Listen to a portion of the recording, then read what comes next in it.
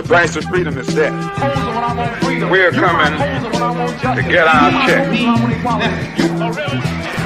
Black first, my brothers and my sisters. Welcome to the Afro Elite YouTube channel. I'm your host, Afro Elite. Before we get started, please make sure that you guys hit that subscribe button, hit that like button, hit that share button, all of that stuff.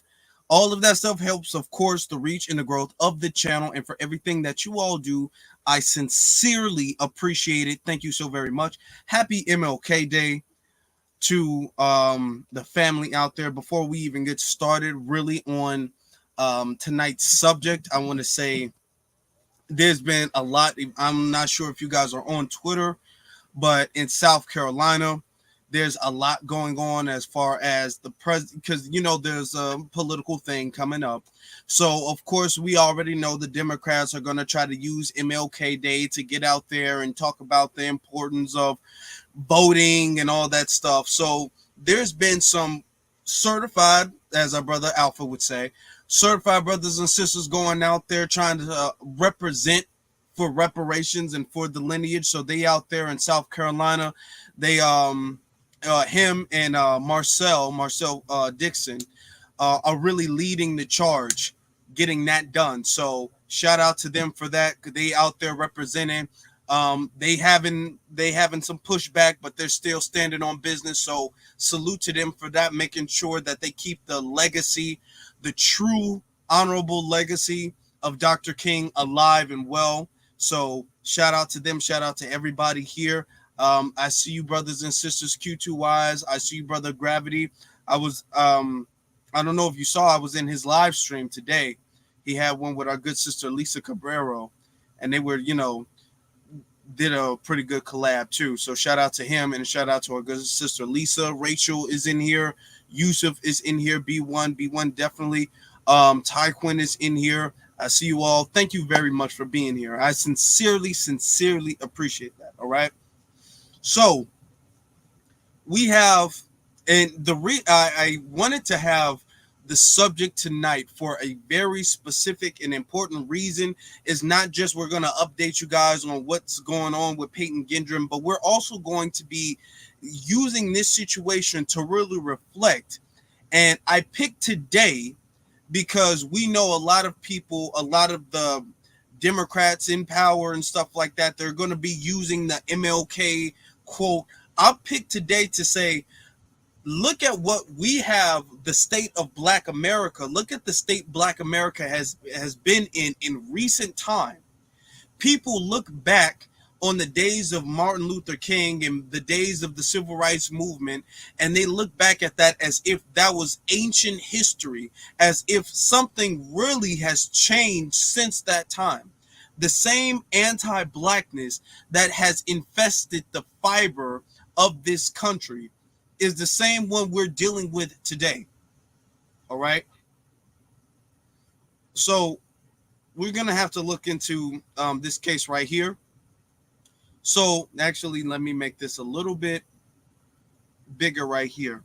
So the murderer, the anti-black racist, Payton Gendron, is now up for the death penalty, capital punishment.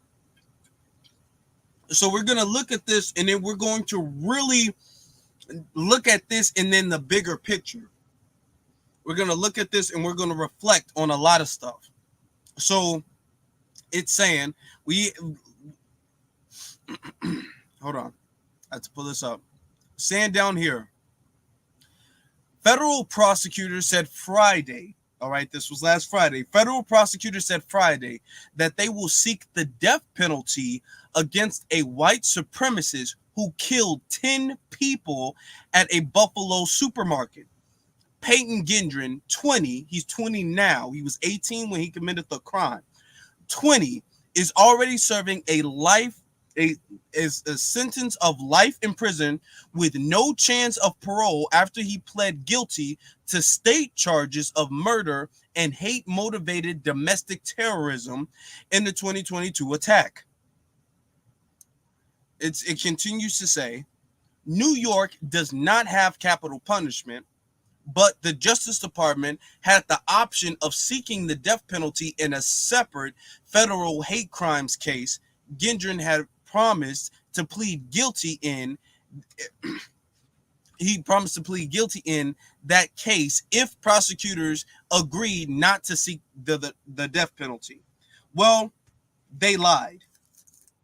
And it's very interesting because in this situation, they lied, and then they lie, I guess, against a white supremacist, which is not, to be very honest with you, is not something that we're used to seeing. We're used to seeing prosecutors lie to black people. We're used to seeing them. We can name time after time where prosecutors say, "Oh, we promise we won't persecute this as a hate crime," or whatever the case is, to get black people to agree to something. So now Payton Gendron is kind of getting in this specific situation with the lying prosecution, Payton Gendron is getting treated the same way black people are used to getting treated. So it's interesting that he went in there and he committed. It's ironic. I was not going to say interesting, but it's ironic the fact that he committed that hate crime against those black people, those 10 innocent black people, and now he's getting lied to like he was a black person. Because that's the same thing prosecutors do to black people all the time. They always lie to black people to get black people to plead in their favor, however they want them to. But it continues to say, the decision marks the first time that President Joe Biden's Justice Department has authorized a new pursuit of the death penalty. Gendron drove more than 200 miles, 320 kilometers from his home in rural Copeland, New York, to Tops Friendly Market in Buffalo's largely black East Side neighborhood, where he shot 8 supermarket customers, the store security guard, and a church deacon who drove shoppers to and from the store with their groceries. 3 people were wounded but survived. So altogether, that's 10 people, and he shot 3 other people, or 3 other people were wounded, but fortunately they didn't lose their life in this situation. All right. It continues to say, in court papers announcing the decision to seek the death penalty, Trini Ross, the U.S. attorney for Western New York, cited the substantial planning that went into the shooting, including the choice of location, which she said was meant to, quote, maximize the number of black victims. Relatives of the victims, who ranged in age from 32 to 86, have expressed mixed views on whether they thought federal prosecutors should pursue the death penalty. Mark Talley, who's a 63-year-old mother, don't mean to mispronounce his name, but here we go. Juraland Talley, that's the best I can, was killed. He said he, quote, wasn't necessarily disappointed by the decision, even if he would have preferred Gendron spend his life behind bars. All right, now here's the quote from him. I'm going to get to the super chat in a minute. Thank you so very much, brother. I appreciate that. Now, hold on. I'm trying to click it. Okay, there we go. It says, quote, it would have satisfied me more knowing he would spend the rest of his life in prison being surrounded by the population of people he tried to kill, Talley said. Now, here's my thing. I'm going to take this off the screen for a little second. Take this off the screen. I can't tell people how they should feel in that situation. I know that situation is so very, not really, I'm not going to say unique, but it's not like there's a lot of people you can talk to who can relate to that type of situation. So I have a lot of empathy for that type of situation, for what that person might be going through. To lose your family member in that form, I don't know what might be on your mind, what might be on your heart, or whatever the case is. So I'm not here to judge how they feel the person should be punished, but I'm going to say, me personally, if that happened to my family member, it's absolutely capital punishment for me personally. I'm not trying to judge, and I'm not trying to shame him or whatever the case is. But had that been my mama, it's capital punishment for me. That's what it is. The whole, you're gonna have to spend the rest of your life in jail surrounded by people you hate. That's not punishment to me, because being very honest, in prison you can adjust and live somewhat of a comfortable life if you adjust in prison. There are people who spend the rest of their life in prison and they've adjusted to their new prison life. He knew for a fact what he was going to do was going to land him in prison for the rest of his life. So he already mentally prepared to go to prison. You know what I'm saying? And I'm going to be honest, he's probably linked up with a gang of people who also hate black people too. So I don't, that's my personally, that's just me personally. I'm not trying to judge, but personally, capital punishment 100%. I'm not going to say I'm disappointed, but I'm not here to judge how he feels he wants to the justice. So that's just me personally. I just felt I wanted to say that. All right. So continuing, getting back to what we were talking about, getting back to it. Where was I? Okay. It says, an attorney for Gendron, Sonia Gullin, that's how I'm going to pronounce it from now on. That's how I'm going to pronounce it. But here's what she has to say. The attorney said she was, quote, deeply disappointed by the government's decision to seek the death penalty, noting that her client was 18 at the time of the shooting. Let me repeat that one more time. She's, quote, deeply disappointed by the fact that the government is seeking out the death penalty because he was, quote unquote, 18 at the time of the shooting. So at the time, Gendron, when he plotted this thing out, went through all of the steps to plot this thing out, drove over 200 miles to the closest highly populated black area to commit this massacre, and brutally, heartlessly, inhumanly massacred 10 people, tried to do it to more than 10 people, all right? She's saying that the death penalty is disappointing to her because he was only 18 at the time. So really, he's really just a kid. If you really think about it, he's 18. You're still kind of like a kid. I mean, we all do things when we're 18 years old. We all do things like that. So who doesn't, plan a massacre at the age of 18? I mean, that's just kind of the stage of life at that age.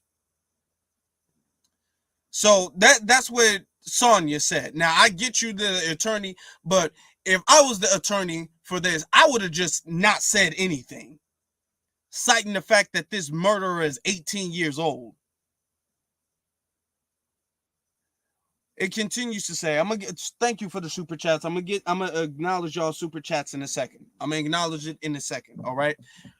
It continues to say, quote, this is her, rather than prolonged and traumatic capital prosecution, the efforts of the federal government would be better spent, on combating the forces that facilitated this terrible crime, including easy access to deadly weapons and the failure of social media companies to moderate the hateful rhetoric and images that circulate online. Golan said in a statement. First off, no. No. Let me get this off the thing. Because a lot of times when we have situations like this that pop up, folks want to talk about, well, man, all these assault weapons and all of these guns, and the guns are really the big problem, and we got to do something to increase gun bans and social media, because social media radicalizes people. So it's really not his fault. No, because this stuff was going on. Don't let anybody fool you. This stuff was going on prior to social media. This isn't Twitter's fault. It's not YouTube's fault. It's not Instagram's fault, TikTok's fault, Facebook. It's not any of that stuff. This is because this is what's in his heart, and this is what they've been doing. They've been doing this for centuries to black people, and nothing has changed. So this isn't what we need to focus more on this and less on punishment. No, to be very honest with you, the capital punishment is the punishment that needs to happen, because you need to show people that if they do stuff like this, these hate crimes need to be so severely punished that you're not going to be able to adjust into a new life. Okay, what prison is really a new life for them. They're still going to be able to eat 3 times a day. They're still going to be able to socialize with other inmates, build relationships, read books, watch TV. They're still going to be able to do that in prison. That needs to be gone, stripped from them, taken away from them the same exact way he took that from 10 other black people. All right, so anytime we see situations like this, is always, well, hold on, it's the guns. Let's acknowledge the fact that we have a gun problem in America, and then acknowledge social media, because the thing is that Instagram is really Instagram's fault. No, now Instagram, social media, we all know this, YouTube included, they do facilitate anti-blackness. Okay, so that's not a secret, but whether he had YouTube, social media, TikTok, anything or not, he was still going to wind up doing this. Okay, let me get to some of the super chats. Shout out to our good brother Panther Strike for the $25.99 super chat. He says, brother Afro Elite, even though the white supremacist construct took this L, that's true. The rabbit hole is deeper than what we see. Exactly. Aaron Slater Jr. was targeted by the powers that be. The powers that be. Let me adjust this up. He was. And this is why I'm not having, first off, shout out to you. Thank you so much, Brother Panther. I'm not having this this is not a celebration that he's getting the death penalty. Okay, now it might bring closure to the family, and that's of course a good thing. That can be something that can be looked at as a positive, but the situation as a whole is not a celebratory situation. We're not going to celebrate that he's getting the death penalty, and that's not why I'm having this. I'm having this because we need to reflect on this situation and look at what was done and what was not done. Because this is an election year where folks are going to bring up Dr. King, and folks are going to bring up how much progress that we've quote unquote made since that time. And I'm doing this specifically on this day to say, if we're going to reflect on the past, let's reflect on the past and put everything in perspective and reflect on what is not done by this same administration, and what has been done and what has not been done. Okay, shout out to Blueberry Muffin for the $10 super chat. I stand with Black America. I salute you, sister. Thank you so very much. And Black Free Thinker, 18-year-old, 18 is old enough to join the Marines. Quit the be exactly. You can literally, now mind you, you can literally sign up, go overseas, do anything a general tells you to do, pick up an assault rifle, do whatever. And hey, you're 18, you're a legal adult. At that point, you are 18 years old. So we're not gonna play this. We're not playing that game. We're not gonna play that game. We are not playing that game at all. All right. Shout out to all the brothers and sisters in here. Please make sure that you guys hit that thumbs up button, hit that subscribe button, hit that like button, all of that. All right. All of that. Make sure you guys hit all of that stuff so we can increase the reach of this channel. Continuing though. Where were we? Hold on, let me see.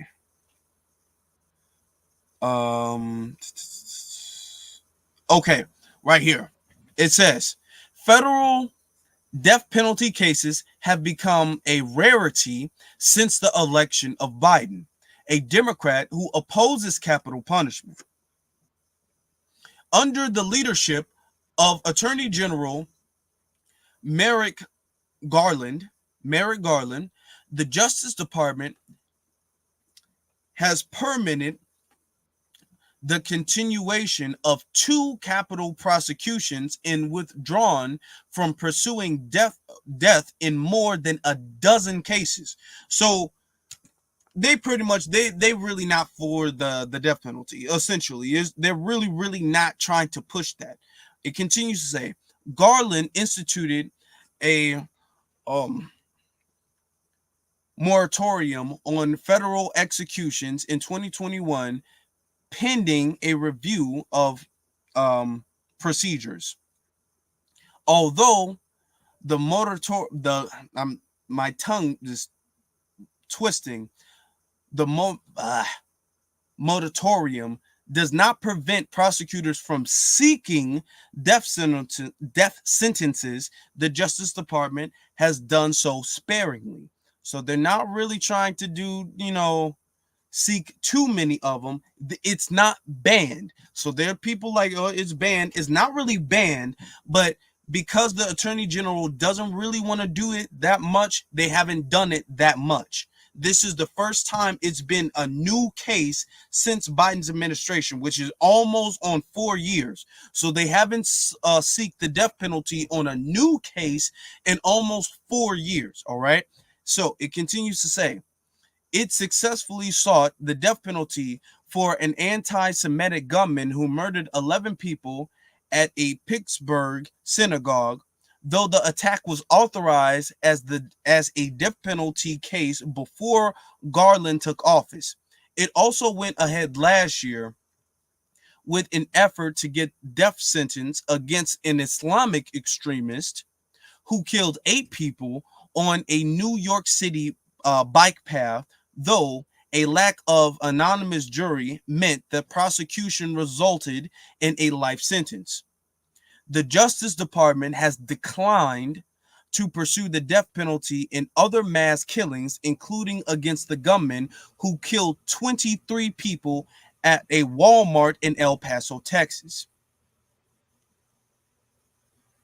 Gendron carried out his attack on May 14th, 2022, using a semi-automatic marked with racial slurs and phrasing including, quote, the Great Replacement, a reference to a conspiracy theory where there's a plot to diminish the influence of white people. Okay, so that's what the thing is about. Hold on for 1 second.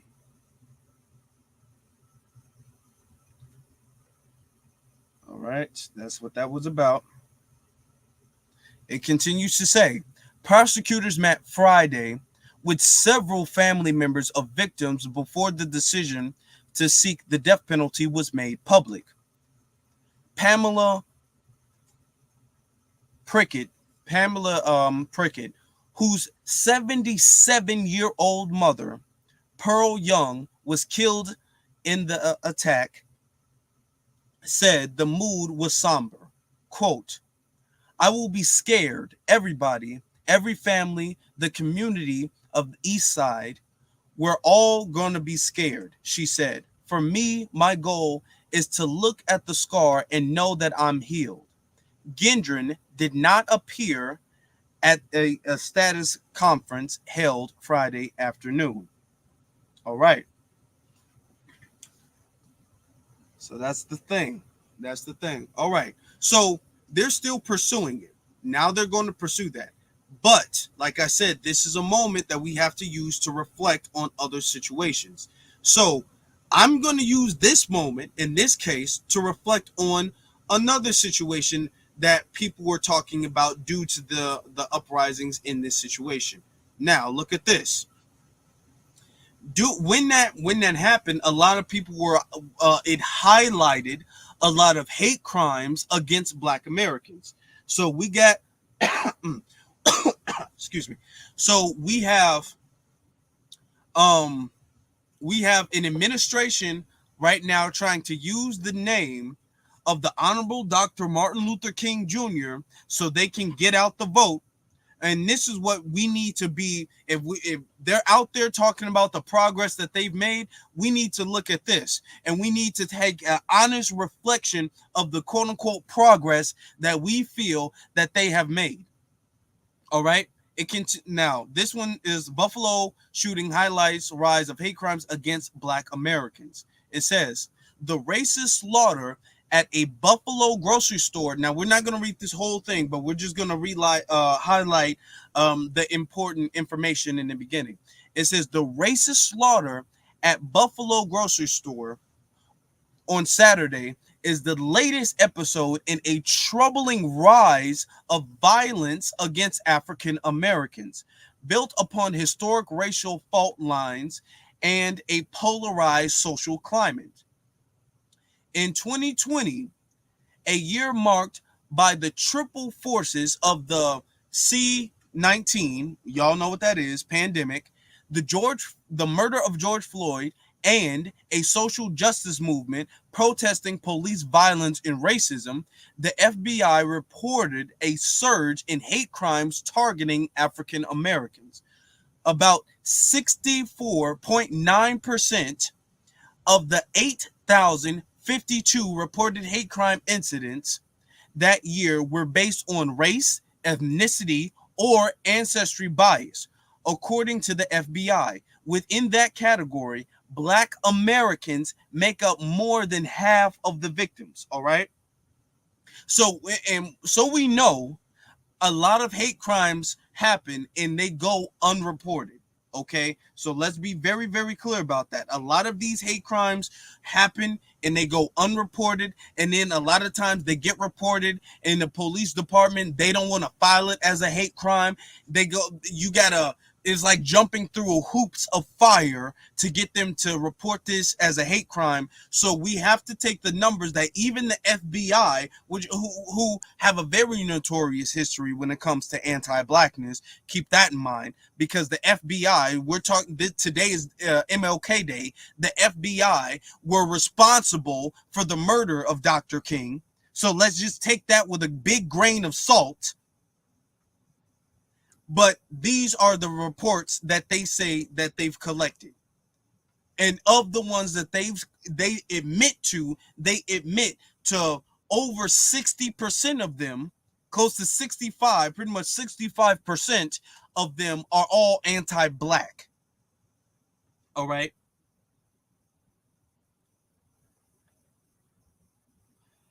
So here we go.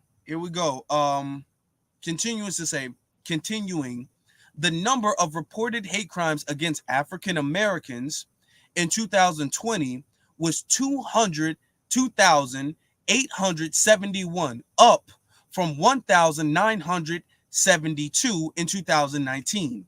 That spike drove a nearly 9.1% increase in hate crimes overall.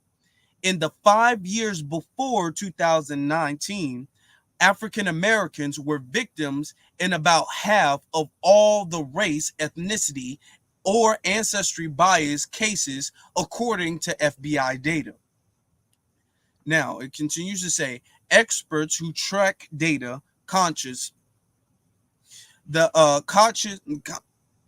Experts who track the data cautious the federal numbers are incomplete, and that some of that spike might be the result of increased awareness and more willingness to report such crimes. Yet they say the attention to social media might itself have spurred more violence targeting Black Americans. So let me pause this for a second and let me address that. Two things we have to acknowledge. Cheers rolling all over the place. We have to acknowledge two things can be right at the same time. It might be that more Black Americans are more willing to go and report the hate crime. It could be that, but let's be honest. Most of these hate crimes, we on this channel just specifically, I see Torian is in the room. Key Gravity was in, like, it's a lot of us who report on different hate crimes that happen to Black people, anti-Black hate crimes that don't get labeled as hate crimes. So we see more often that it's hate crimes that don't actually get labeled as hate crimes versus Black people having an increase in actually reporting the hate crimes. I don't think that the 9.1, almost the 10% increase in hate crimes are the result of Black people being quote unquote more aware, or Black people having the courage and the bravery to go report the hate crimes. It's more likely that Black people have always been reporting these crimes, but it's been such a big increase in those crimes because of the social climate, because of the fact that we're trying to pursue reparations and trying to pursue the dismantling of the system of white supremacy. Is more likely that than it is the other thing. Even though it might be a little bit of the other thing, it's more likely the first option. All right, so let's view everything in its proper perspective. Okay, so it continues to say, where were we? Okay, right here. It says, quote, this year, 2022, changed the trajectory of prejudice in some ways to refocus on American Blacks, in part because of the social justice protests following the murder of George Floyd, said Brian Levin, director of the Center for the Study of Hate and Extremism at California State University, San Bernardino. While national hate crime statistics for 2021 have not, now mind you, this is some years ago. Okay, so we do have that, and I am going to show you that. While national statistics for 2021 have not been released, hate crime experts say the assault on Black Americans and institutions has continued. About a third of the nation's historically Black colleges and universities were targeted with bomb threats this year, along with more than a dozen houses of worship and other faith-based and academic institutions, according to the FBI.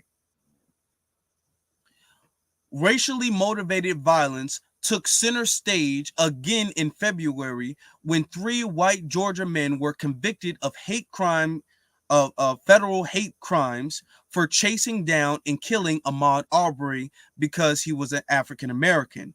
The trial stood out for its unvarnished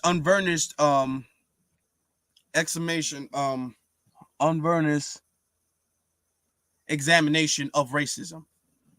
Sorry, because the different colors, I had to look in a little bit. Now, they say they don't have the numbers, and this is something that I save here because we constantly, on this channel specifically, we talk about hate crimes a lot because hate crimes get underreported. Look at the numbers right here, okay? Look at these numbers. Now, this is from, hold on, let me get my logo off. This is from 2022. So just take a look at these numbers. It's close to, well, actually not 2022. This is 2021. My bad. I said 2022. This is 2022. One. I keep saying that. When they said they weren't there, look at this. Absolutely most is not even close. It is not even close. If you stack up all the other categories of hate crimes against because let's be very, very clear with you. Let's be very clear. The race, ethnicity, ancestry, hate crimes, most of those are anti-Black. Okay. You might have a little bit of other ethnicities who go through hate crimes and stuff like that, but most of this stuff is anti-black. Let's be very honest. Let's be very clear with you on that. All right? So this is anti-blackness right here. All right? So, now with that being said, hold on. We're going to take this now with all, hold on. I'm messed up. Now, with all of this being said, what do you think? Remove this from the screen. What do you think Kamala did? What do you think the Biden-Harris administration did in response to all of this stuff, especially the massacre that happened? I'm going to show you what they did. The VP, Harris, went to the funeral. She just went to the funeral just to talk. Went to the funeral. It says mourners laid to rest the last of 10 black people killed in a racist attack at Buffalo supermarket, with a service on Saturday that became a call to action and an emotional plea to end the hate and violence that has wrecked the nation. The funeral for 86-year-old Ruth Whitfield, the oldest of 10 people killed in the attack 2 weeks ago, included impromptu speech from Vice President Kamala Harris. She attended the service at Mount Olive Baptist Church in Buffalo with Second Gentleman Doug Emhoff, which is her zaddy. So y'all know, okay, that's her husband. Harris told mourners, this is a moment, get this, y'all, this is a moment in time for, quote, all good people to stand up to the injustice that happened at the Tops Friendly Market on May 14th, as well as the Rob Emanuel School in Uvalde, Texas, the other mass shooting. Quote, this is a moment that requires all good people, all God-loving people to stand up and say, we will not stand for this. Enough is enough, said Harris, who wasn't scheduled to speak and came to the microphone at the urging of the Reverend L. Sharpton. We will come together based on what we all know we have in common. Okay, all this, notice this happens. They're not pushing out any legislation, anything. It's just we're gonna come together and work together and fight together and be together and cry together and all that. This is what they do. This is what they do. All right. We're gonna come together based on what we all know we have in common. And we will not let those people who are motivated by hate separate us or make us feel fear. This is what she has to say. All right. Following the funeral, Harris and Emhoff visited a memorial outside the supermarket. The vice president left a huge bouquet of white flowers at the site, and the pair paused to pray for several minutes.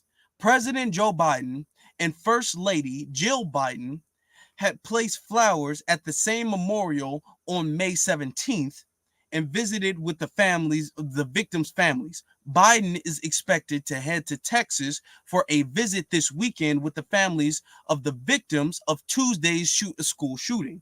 All right.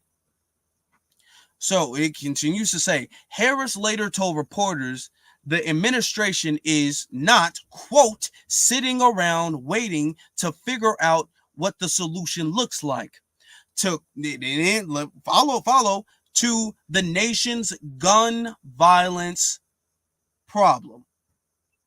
But I said earlier, they're going to resort to guns, and it's going to be a gun issue, and it's going to be a gun problem. So this is what they're saying. It's the guns. It's a gun problem.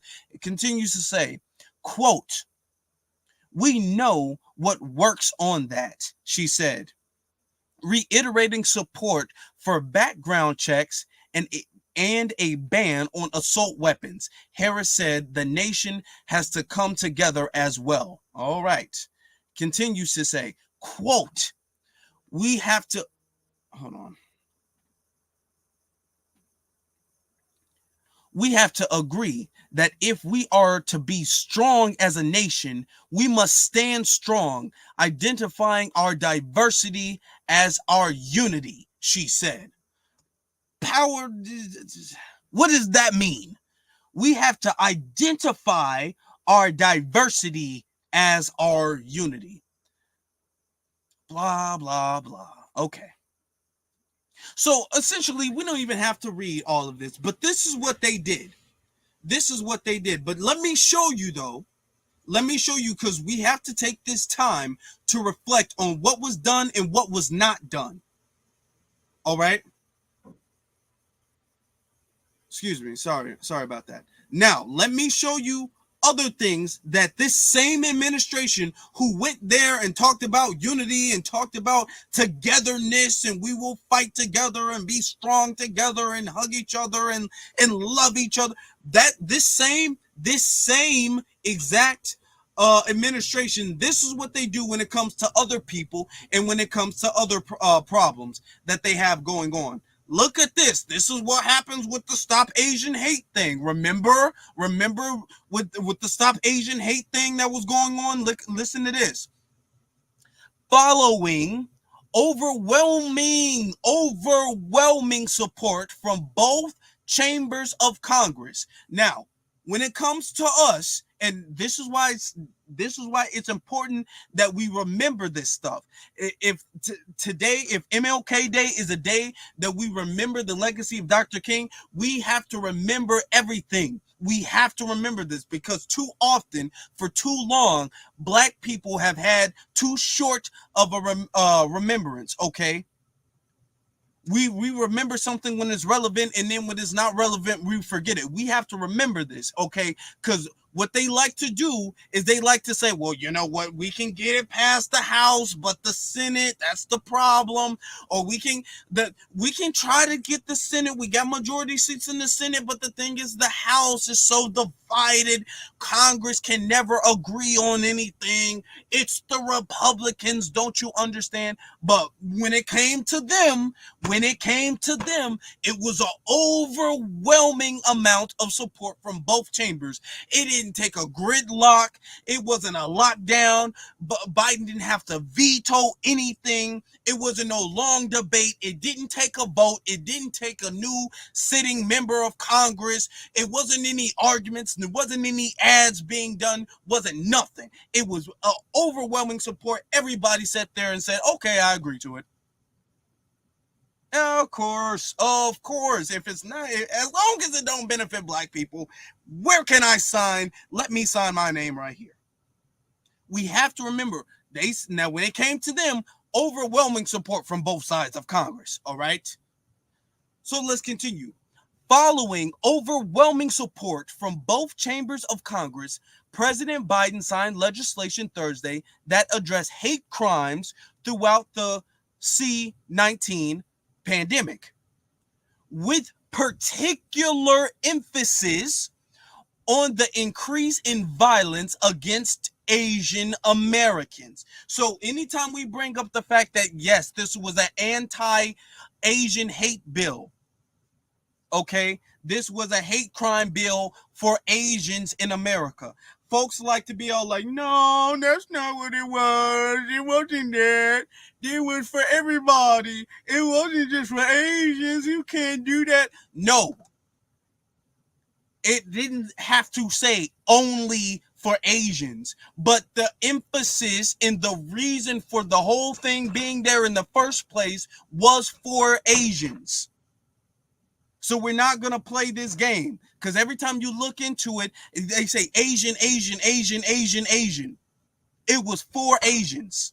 So let's not play that. It continues to say, scrolling down, at an event in the East Room of the White House, Biden thanked lawmakers for coming together to pass the legislation.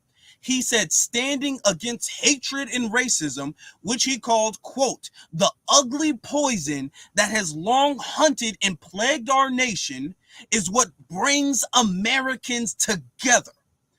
Continues, quote, my message to all of those who are hurting is, we see you, and the Congress has said, we see you. And we are committed to stop the hatred and the bias, he said. Now, this is a quote from him. All right. It says, hate has no place in America.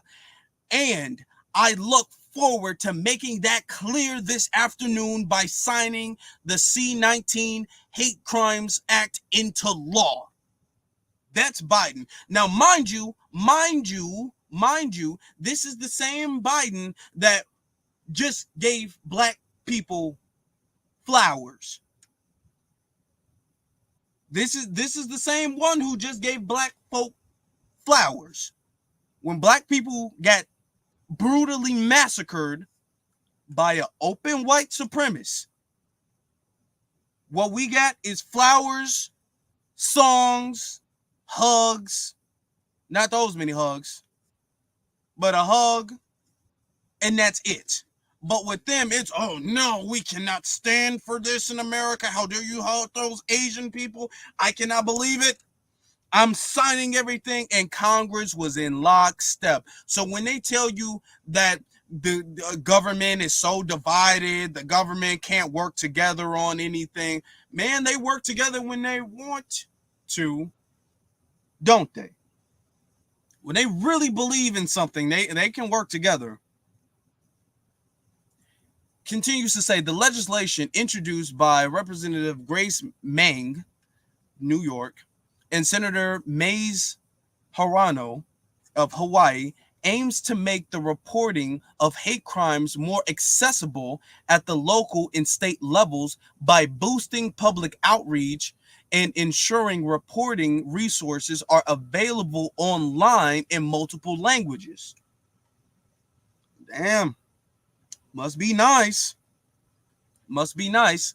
It also directs the Department of Justice to designate a point person to expedite the review of hate crimes related to C-19 and authorize grants to state and local governments to conduct hate reduction programs to prevent and respond to hate crimes. Man, why can't we get some of that? That seemed kind of nice. That seemed like that could do something to reduce some hate crimes. While y'all up there, y'all showing up to the damn funeral with flowers and y'all being quiet for a few minutes and talking about prayer and togetherness, y'all talking about we need more resources, to expedite the hate crimes, to make them more accessible, and to do something to give grants to the government so they can enact policies and programs to reduce hate crimes.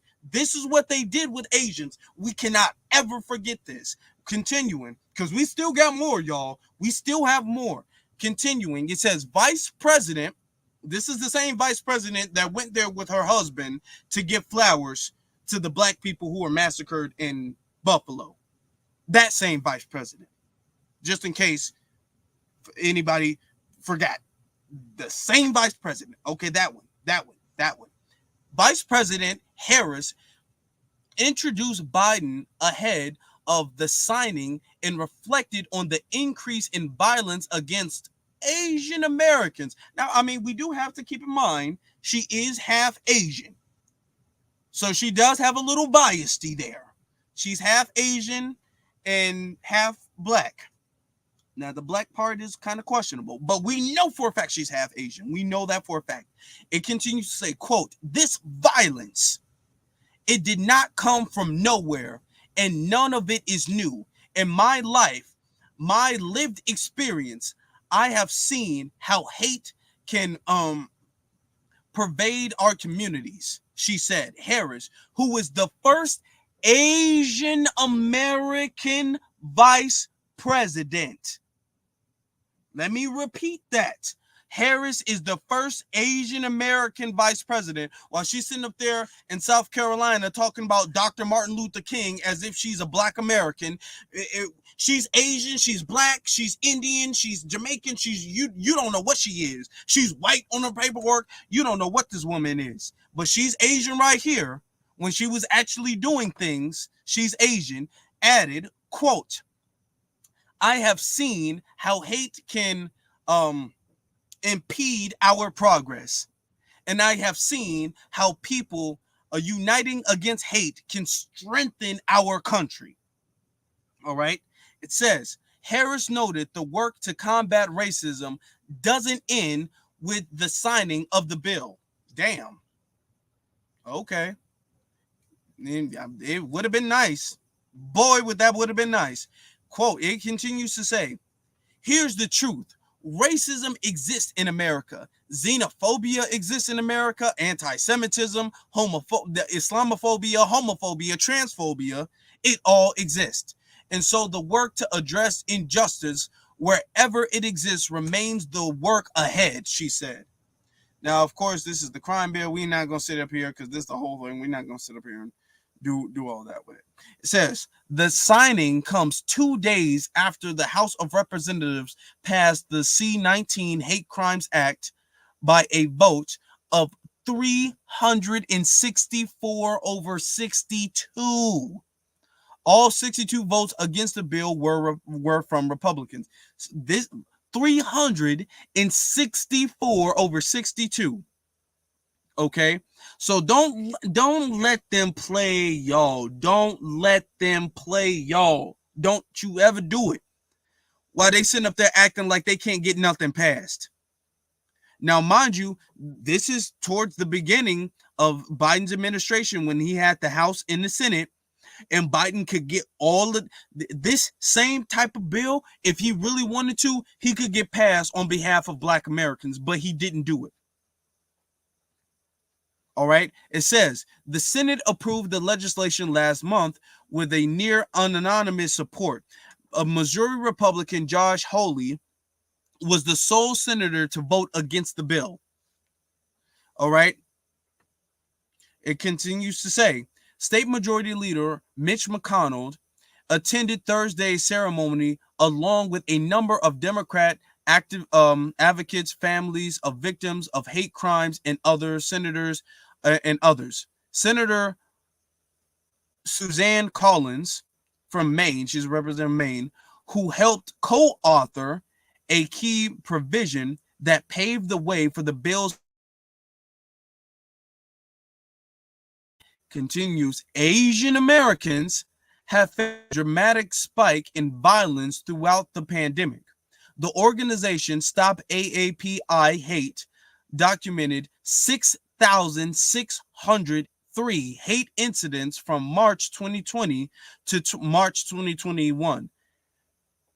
I'm not here to undermine or belittle anybody's hate crimes. I swear I'm not.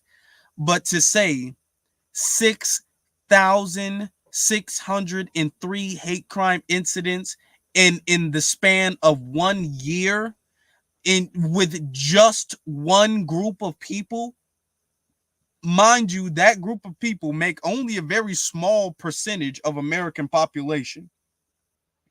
Just let's keep in mind, Asian Americans don't make up a very large percentage of American population at all. They are a small minority.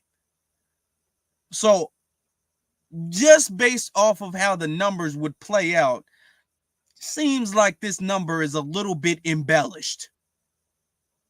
It just seems like this number right here is a little bit embellished. It is a little bit exaggerated. Because what exactly are you guys calling a whole hate crime incident? I just think in all of this, mind you, in the span of one calendar year, yeah, it's seeming like you guys are doing the most with it. You guys are kind of adding on to some of the numbers, but I'm not. Yeah, we're not gonna dive too into that, but yeah, it seems like it's a little embellished, a lot embellished, but okay. It also goes to say, you know, that from March 2020 to March 2021, and leaders said the true number is much higher as many hate crimes go unreported. So they saying this number that's reaching almost 7,000 hate incidents are lowballed, and it's much higher. Wow. Okay. Democrats have pointed to former President Donald Trump's frequent use of racist phrases such as Kung Flu to describe the C-19 virus as a link to the increase in anti-Asian sentiment in the country. Now, they keep saying things like, well, you know, the hate crimes, they're not only about Asians, they're not only about Asians, they're not only about Asians, but every time they report on this bill that was signed, they only report on Asians. It's only Asians. So this whole thing was about Asians. But that's not the only thing. That's not the only thing. This is another community that the Biden administration has done so much for. Okay? While they're sitting up there only giving flowers to the victims, and they're talking about we shall overcome and we will pray and we will work together, and let's just remember how diverse we are, because our diversity gives us strength and our diversity unites us and brings us together. Look at all of this that they say to us, and look at what they do to other people. Though look at what they do for other people. HR, so many people didn't know about this bill, but it is HR 3515. So what does HR 3515 do? To facilitate and expedite review of anti-Semitic crimes and for other purposes. They say and for other purposes, but then they don't talk about anything else. It says a bill to facilitate the expedited review. Notice too, with the Asian bill, they were talking about the expedited view. So this is what they do when it comes to hate crimes that they really want to pay attention to. They talk about the expedited view. The same language that you're seeing in this bill when it comes to the anti-Semitism is the same language that you heard with the bill when it came to the Asians. All right. It says to facilitate the expedited review of anti-Semitic hate crimes and for other purposes. Mind you, this is from congress.gov. This is a government website. This isn't an article where people are kind of stirring the pot and putting their little 2 cents in. This is from the government website itself. All right, short title. This act may be cited as, quote, Preventing Anti-Semitic Hate Crime Act. It might as well be reworded. This is what it's saying. Short title. This act may be cited as the, quote, Preventing Anti-Semitic Hate Crime Act. While you hear people say things like, well, hold on, we can't do anything specifically for black people. That's just not the way the government works, don't you know? That you can't do it. For black people, no. There's already a hate crime. You can't do it for specifically for black people. Don't you understand that? That's just not how the government works. You can't do that. But yet this bill is specifically, exclusively saying you might as well reword it as the Anti-Semitic Hate Crimes Act.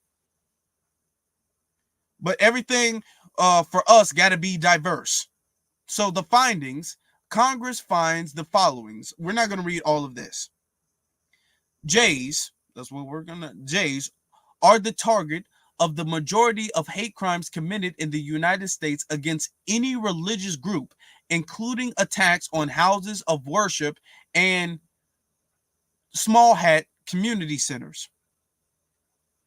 Continues to say, that's point one. Point two, amid ongoing conflict in May 2021 between Israel, which is one of the closest allies of the United States, and Hamas, which is a terrorist organization and has been designated by the United States as such since 1997, media reports indicate that there has been a dramatic increase in hate crimes and violence against small hats in the United States. Point number three, media reports indicate that, now, stop me if any of this stuff sounds like this can apply to black people, because these are the points that they're using to say that it's important for them to get a brand new bill specifically for them. So just stop me if any of this stuff sounds like, hey, black people go through this exact same thing. Where's our bill? Where's our bill? Okay, it says media reports indicate that activists and mobs acting in support of the terrorist group Hamas and its sympathizers have incited and perpetuated the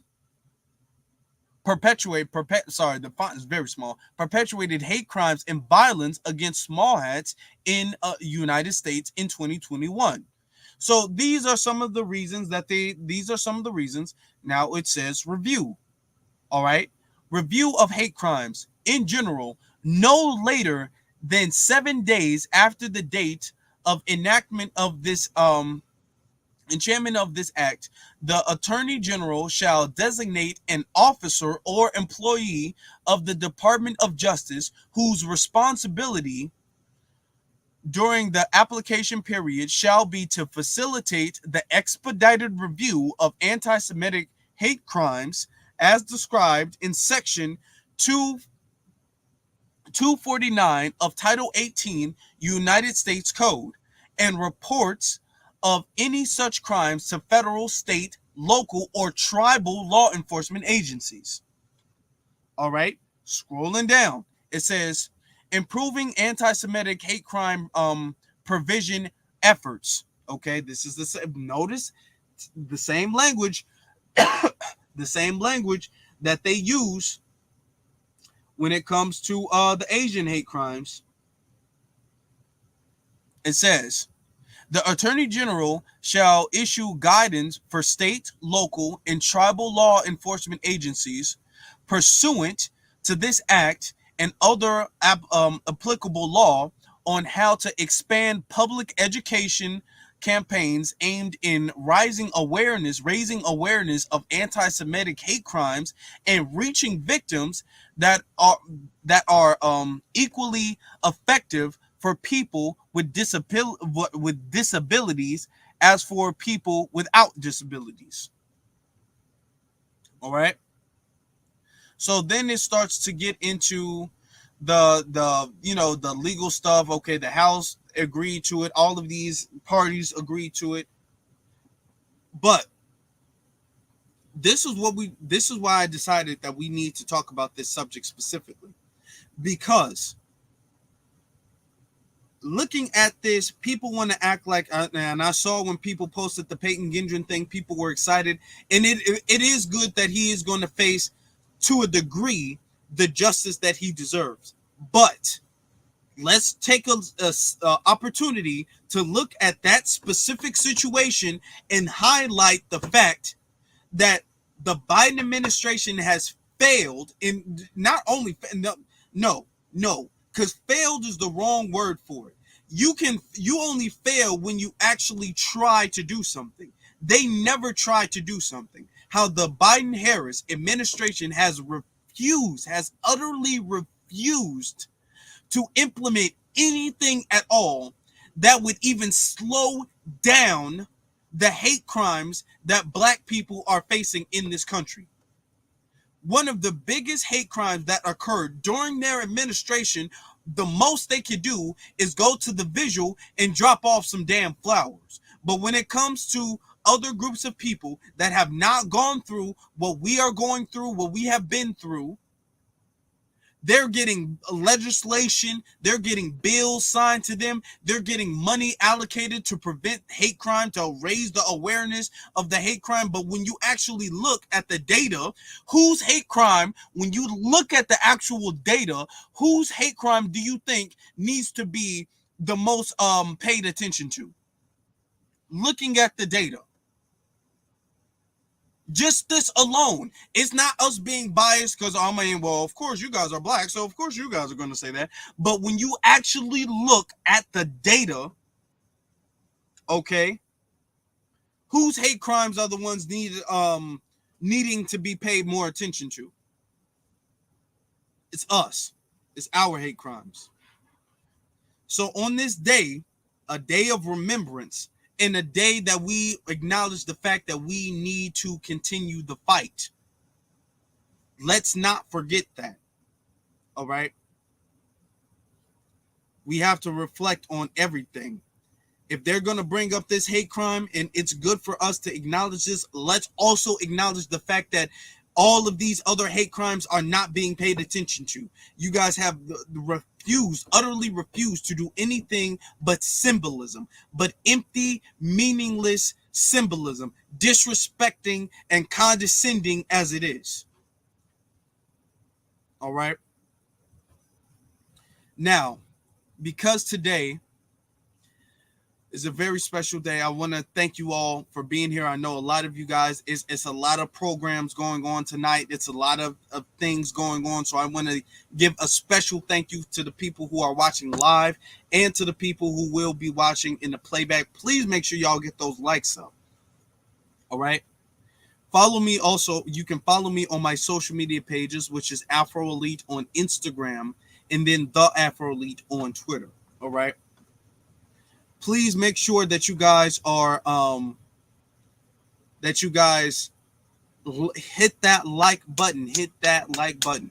We are still, just since we got to 10K, I want you guys to keep in mind we've gotten a few hundred other people in a matter of really, it's only really been 2 weeks.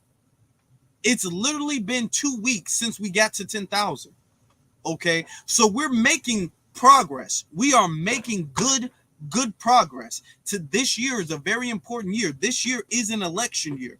Messages like this tonight, the message that you guys have listened to tonight, these are the messages that need to get out to the people, need to get out to the public. So it's all of our responsibility to highlight these messages. It's my responsibility to get it out here and speak on the word and speak on the message and push the message and the needle forward. And as we all pull in and do our part, is you guys make sure you guys are liking, make sure you guys are sharing, make sure you guys are commenting, make sure you guys are retweeting or reposting, posting this, sharing this. Okay, leaving that like button, leaving that subscribe button, to the super chats. If there was one, I think I might have missed it.